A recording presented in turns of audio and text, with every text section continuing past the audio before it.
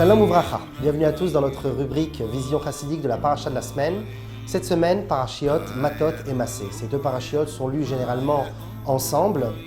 Il est su et connu, et nous l'avons déjà rappelé plusieurs fois dans nos cours, que le nom d'une paracha évoque non seulement le sens général, littéral de la paracha, mais également révèle tout son sens profond et spirituel. Et même si le mot, le nom, le titre donné par l'un de nos sages pour l'une des sections de la Torah, même si ce mot n'a pas forcément de relation avec le reste des idées rappelées dans la paracha, eh bien quand bien même, les lettres qui formeront ce mot, puisqu'on sait bien que les lettres hébraïques sont des lettres divines, alors les lettres qui régisseront ce mot, ce titre, seront en réalité l'énergie nécessaire pour nous tout au long de la semaine. Et effectivement, les deux parashiotes de Matot et de Massé seront des parashiotes qui illumineront la période dans laquelle nous nous trouvons, c'est-à-dire les 3 semaines de deuil. Qu'est-ce qu'une semaine ? Une semaine n'est pas seulement un ensemble de jours bien répartis grâce à la création du monde par HaKadosh Baruch Hu au tout début de la création, mais bien plus que cela. Ce n'est pas seulement une action à faire tout au long des 6 jours, Shechet Yamim Ta'avod, pendant 6 jours tu travailleras, tu gagneras ton pain, mais c'est également l'élaboration du soi-même, c'est-à-dire apprendre à s'auto-connaître, l'apprentissage de son être, afin de mieux vivre avec soi-même déjà, mais également de mieux vivre avec les autres, de pouvoir canaliser ses tensions, ses penchants, ses craintes, ses peurs, ses douleurs. Pendant cette semaine, qui est une réalité, une évolution, eh bien, nous arrivons en fin de compte vers le summum de la semaine, qui n'est plus une formation de l'homme, mais une formation divine. Le 7e jour de la semaine, le Shabbat, est un jour de ressourcement, un jour de mise à jour, de don de force, de nouvelles énergies pour tout le reste de la semaine. Également, nos sages nous diront que une semaine ne se finit pas par le Shabbat, mais en réalité commence grâce au Shabbat. Et un Shabbat se trouve au milieu de deux semaines afin de répartir ses énergies dans les 2 semaines, celle de droite et celle de gauche. C'est la raison pour laquelle, à partir de du mardi de la semaine, nous entamons déjà l'évolution vers le Shabbat, vers ce don de force qui est donc donné par HaKadosh Baruch Hu le samedi. Et à partir de dimanche, nous quittons ce Shabbat, mais en réalité, nous reformons grâce à ce Shabbat que nous venons d'entamer, afin de commencer la semaine en beauté, et enfin, le prochain mardi, de reprendre des nouvelles forces grâce au Shabbat qui suivra ensuite. Donc en réalité, la semaine, c'est le Shabbat. C'est la raison pour laquelle, dans la Tfila, tous les matins, nous lisons les cantiques des Lévi'im, et chaque jour est en réalité mis en fonction du Shabbat de la semaine. Yom Rishon, le premier jour de la semaine, les Shabbats par rapport au Shabbat, car tous les jours de la semaine sont reliés au Shabbat. Il en est de même pour les 3 semaines. Ces 3 semaines de deuil, qui sont bien entendu la période entre le 17 Tammuz, jour pendant lequel les ennemis firent une brèche dans les murailles de Jérusalem, 3 semaines plus tard, le 9 Av, ils détruisirent le temple, les deux temples, premier et second temple de Jérusalem. De nombreux événements tragédiques ont apparu également pour le peuple juif, mais ces 2 dates de la destruction et du siège de Jérusalem sont à retenir, car elles seront le fruit, bien entendu, de la galoute, de l'exil dans lequel nous nous trouvons encore aujourd'hui, Bezrat Hashem avec Mashiach très bientôt. En tout état de cause, maintenant que nous avons compris qu'une semaine n'est présente que grâce au Shabbat qui lui donne des forces, et bien de la même manière, les 3 semaines dans lesquelles nous nous trouvons sont régies grâce au Shabbat, aux Shabbatot, aux nombreux Shabbats qui s'y trouvent. Nos sages nous diront que bien qu'il est important de se commémorer, de se rappeler, d'émettre un souvenir, mais une nostalgie profonde, un retour, un repenti, une prise de conscience sur tout ce qui a pu se passer à travers l'exil pendant ces 3 semaines. C'est la raison pour laquelle nous éviterons toute pratique de joie ou de festivité. Eh bien, nos sages nous diront que pendant les Shabbatot, qui seront pendant ces 3 semaines, eh bien, pendant ces Shabbats, il sera non seulement permis d'être joyeux, mais bien au contraire, d'émettre encore plus de joie que d'habitude.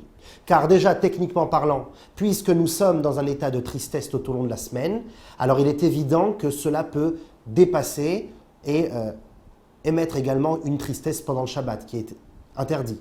Shabbat, c'est un jour de plaisir. Donc pour contrer cette faiblesse qui peut nous attaquer et donc d'être triste même pendant Shabbat, les sages nous ordonnent d'être encore plus joyeux, une barrière supplémentaire afin de repousser cette tristesse. Mais d'un point de vue plus profond, à l'intérieur de l'obscurité se cache en réalité une grande lumière. La Kabbalah nous dira que plus l'obscurité est âpre, plus l'exil est profond, plus la lumière qui l'incorpore, la rédemption qui l'habite est encore plus profonde, encore plus forte, encore plus puissante. L'exil n'est autre qu'un tremplin, n'est autre qu'un moment à passer, selon la volonté de Dieu, ses propres volontés, afin de prendre toutes ces énergies que nous trouvons dans la galoute et de les amener avec nous vers la Géoula, vers la rédemption finale. La galoute n'est autre qu'un ami en réalité. Bien que nous en souffrons énormément, il est nécessaire de prendre l'exil comme un collègue et non pas comme un ennemi, qui nous permet d'avancer encore plus haut qu'avant. Et c'est ce que nous trouvons aujourd'hui dans les parachiotes de Matot et Massé. Comme nous l'avons dit précédemment, le nom de la paracha exprime le sens profond de toute la paracha. Et puisque la paracha de la semaine se lit le Shabbat, mais également pendant la semaine, le lundi, le jeudi, donc nous vivons avec la paracha tout au long de la semaine, et bien pendant ces 3 semaines où se trouvent Matot et Massé, en plein milieu, puisque la semaine dernière nous avons vu Pinchas, cette semaine Matot et Massé tombent en plein milieu des 3 semaines, et bien ces 2 parachiotes vont éclairer ces 3 semaines, afin de découvrir que Ben Hametzarim, puisque cette période se nomme également entre les 3 Tess, Ben Hametzarim, nous pouvons, entre les 3 Tess, même entourés de murailles étroites qui nous écrasent, faire naître un sentiment de Teshuvah, éclairer le monde de la lumière divine. C'est la raison pour laquelle la mère du libérateur d'Israël, eh bien, Yocheved, naquit entre les murailles d'Égypte. Ben Hametzarim également, entre l'étroitesse de l'Égypte, car grâce à cette étroitesse, si on peut dire ainsi, grâce à cette étroitesse, eh bien, nous arrivons à repousser les limites de l'esprit, repousser les limites que l'homme possède, afin d'acquérir de nouvelles forces qui, elles, seront surnaturelles. Et ces forces-là nous amèneront à la rédemption. Donc pourquoi Matot et pourquoi Massé? Le terme Matot se traduit par les tribus d'Israël. Maté, une tribu, Matot, des tribus. Alors que couramment, dans la Torah, lorsque l'on veut évoquer une tribu, on dit Shevatim ou Shevet. Shevatim, des tribus, Shevet, une tribu. Pourquoi ici cette mise en avant du Matot? Alors dans le texte, littéralement, dans le premier passouk de la paracha, Vaidaber Moshe el Raché Matot, Moshe parla aux têtes des tribus, aux chefs de chaque tribu, l'Ibné Israël est mort, aux enfants d'Israël en disant Zeh hadavar asher tiva Hashem. Voici la chose que Dieu a ordonnée. Ensuite, il parlera de ce fameux précepte de la promesse, mais aujourd'hui, nous nous focaliserons justement sur le premier passouk. Comme il est connu, les termes hébraïques ne sont pas anodins. Nous l'avons dit déjà plusieurs fois, chaque lettre a une énergie bien particulière, a une force, et derrière s'en découle un enseignement pour nous au quotidien. Matot veut dire les tribus, mais veut dire également les bâtons. Maté, c'est un bâton ferme, sec, rigide. Alors que Shevatim, ou Shevet, se traduira également par branche. Lorsque l'on imagine un bâton, alors on imagine une personne avec un bâton dans la main, prêt à frapper son ennemi, ou prêt à frapper quelque chose. En tout cas, on a l'idée d'un objet ferme, rigide, qui peut paraître ici comme une arme. Alors que Shevet, une branche, nous fera plutôt cogiter sur un petit oiseau qui gazouille sur une branche, joliment, au printemps. Bon, il y a toutes sortes de branches, des branches plus solides que d'autres, mais de manière générale, la branche nous rappellera ce côté rassurant, ce côté paisible. En effet, la différence fondamentale qu'il existe entre le bâton et la branche, c'est que le bâton est un morceau de bois, mais déraciné de sa source. C'est la raison pour laquelle il n'a plus de vie. Tout a une vie. Il est composé de molécules et d'atomes, mais il n'a plus de vitalité. Alors que Shevet, la branche, elle sera encore, en tout cas dans son état premier, rattachée à l'arbre, insufflant sa vitalité, toujours humide, et saisit la force de l'arbre afin de vivre. Voilà les différences entre Maté et Shevet. Notre paracha commence et nous dit, voici les matotes, voici la rigidité de l'histoire, voici la sévérité de Dieu, qui peut vous paraître comme une injustice, qui peut vous paraître comme une douleur, comme un métsar, comme une étroitesse. Eh bien, sachez une chose. Ze hadavar asher tziva Hashem. Avant de poser toutes sortes de questions, sachez qu'il n'y a profondément pas de questions, car c'est ce que Dieu a ordonné. Ne croyez pas que toutes les oppressions, les douleurs, les épreuves que le peuple juif a passées n'est autre que le fruit du hasard ou d'avoir laissé le monde tel qu'il est par Akadosh Baruch Hu. Non, chaque chose est calculée car c'est la volonté de Dieu. On ne peut utiliser le terme volonté ici de la manière la plus simple pour Dieu, tout simplement parce que on peut dire que la volonté de Dieu, c'est de faire du mal à son peuple. Alors soit il est nécessaire de dire que la volonté telle que nous la comprenons n'a rien à voir avec la volonté de Dieu, le terme volonté, ou soit que le mal que nous percevons, qui est la volonté de Dieu, est un mal extérieur, mais un bien profond à l'intérieur. Et cela est référencé justement par le terme matot, la force, la rigidité, la dureté de l'exil. La paracha de Mas'é. Mas'é, qui est donc les Massaot, les déplacements, le fait de se mouvoir, de bouger. On parlera ici des déplacements, des stations, des 42 stations que le peuple juif a parcourues dans le désert pendant 40 ans. Or, le terme Mas'é est ici assez particulier, car de quoi parle-t-on? Du déplacement ou de l'arrivée? En général, lorsque l'on parle d'un voyage, il est plus intéressant de parler de l'arrivée que de l'atterrissage ou le décollage ou le temps passé dans l'avion. Nous voulons nous imaginer déjà le moment des vacances, arriver à destination. Le déplacement, le déménagement en lui-même n'est pas si important que ça. Ça, c'est lorsque l'on voit les choses de manière un peu vacancière. Mais lorsque l'on imagine un déménagement justement d'une maison à une autre, si on veut que l'arrivée, que la destination vers la nouvelle maison se passe au mieux, il faut que le déménagement, le déplacement, la mouvance de tous les meubles, tout le mobilier de la maison soit fait de la meilleure manière. Dans les deux cas, dans le matot et dans le massé, nous voyons deux effets de négativité. Pourquoi?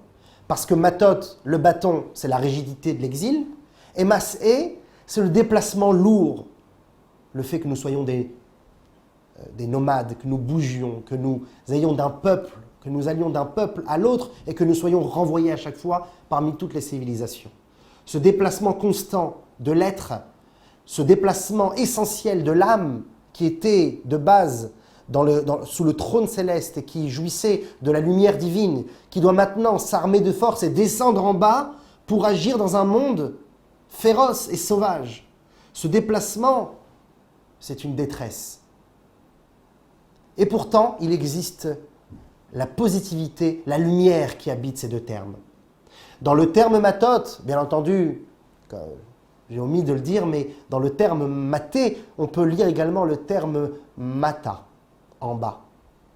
Lorsque nous sommes dans cet exil âpre, eh bien nous sommes comparés à une personne qui se trouve au rez-de-chaussée, voire même au sous-sol, dans les caves sombres de l'exil.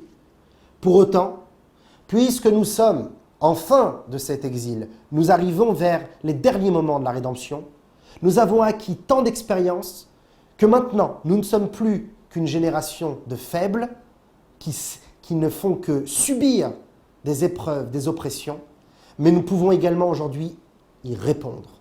Nous avons un maté, un bâton entre les mains qui peut non pas se venger, mais se défendre. Et lorsqu'on parle de défense, ce n'est pas seulement de la défense de notre pays.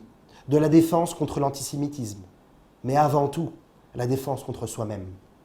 Car comme disait le rabbi de Belz, il y a 3 exils. L'exil du non-juif sur le juif. L'exil du juif sur le juif. Et il existe un autre exil, celui de soi sur soi-même. C'est-à-dire d'avoir peur de soi-même, de ne pas apprendre à se canaliser, de se connaître, est encore pire que tous les autres exils. Et si nous savons avoir une rédemption personnelle, il est obligatoire que nous connaîtrons une rédemption générale du Ham Israël. Et pour ce faire, nous devons nous armer. Et nous devons, non pas des armes blanches, mais des armes spirituelles, des armes mentales, des armes de Torah, des armes de spiritualité, des armes de bonté, de Ahavat Rinam, d'amour gratuite.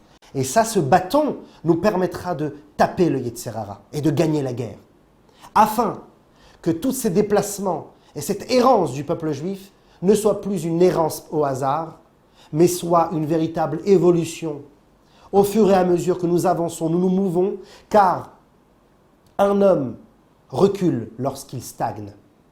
Mas'é ne fera pas seulement référence à l'âme qui descend et qui souffre, mais également à l'évolution de l'homme, à cette âme qui est en réalité un missionnaire, qui élève le corps vers le bien, qui aura acquis un niveau qui ne lui sera jamais donné si elle serait restée dans les mondes spirituels. Grâce à ce maté, nous arrivons à nous élever, à évoluer, à avancer, au jour le jour en tant que juifs, d'un point de vue personnel, mais également pour le Ham Israël tout entier, afin que ces jours de tristesse extérieure révèlent la profonde amour qu'Akadosh Baruch Hu porte pour son peuple, l'amour, la lumière de la Torah, l'affection éternelle et infinie avec la rédemption de Mashiach très bientôt. Shabbat Shalom.